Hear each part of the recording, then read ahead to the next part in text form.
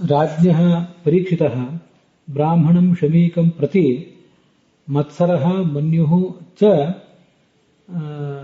ಪ್ರತ್ಯಭೂತ್ ಅಂತ ಒಂದು ಪ್ರಯೋಗ. ಇದು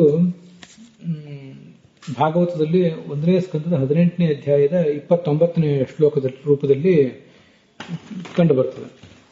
ಇಲ್ಲಿ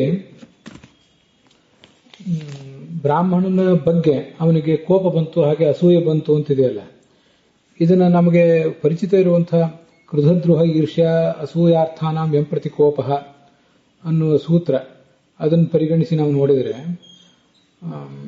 ಆವಾಗ ಬ್ರಾಹ್ಮಣಾಯ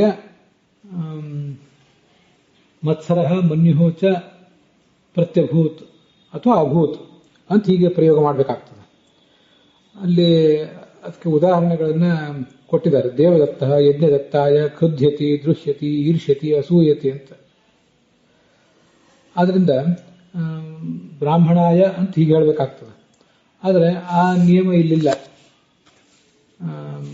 ಅದನ್ನ ಬಿಟ್ಟು ಚತುರ್ಥಿ ವಿಭಕ್ತಿಯನ್ನು ಬಿಟ್ಟು ಬ್ರಾಹ್ಮಣನ್ ಪ್ರತಿ ಅಂತ ಹೀಗೆ ಹೇಳಿದ್ದಾರೆ. ನಮ್ಮ ವಿವಕ್ಷಾತಃ ಕಾರಕಾಣಿ ಭವಂತಿ ಅಂತ ಅನ್ನೋದಕ್ಕೆ ಇದು ಕೂಡ ಒಂದು ಉದಾಹರಣೆ. ಬ್ರಾಹ್ಮಣನ ಕುರಿತು ಕನ್ನಡದಲ್ಲಿ ನಾವು ಹೀಗೆ ಹೇಳ್ತಿದ್ವಿ, ಬ್ರಾಹ್ಮಣನಿಗೋಸ್ಕರ ಬ್ರಾಹ್ಮಣನಿಗಾಗಿ ಅಂತ ನಾವೇನು ಹೇಳ್ತಿರ್ಲಿಲ್ಲ. ಆ ಥರ ಇಲ್ಲಿ ಸಂಸ್ಕೃತದಲ್ಲೂ ಕೂಡ ಹೇಳಿದ್ದಾರೆ ಅನ್ನೋದನ್ನ ಗಮನಿಸಬೇಕು.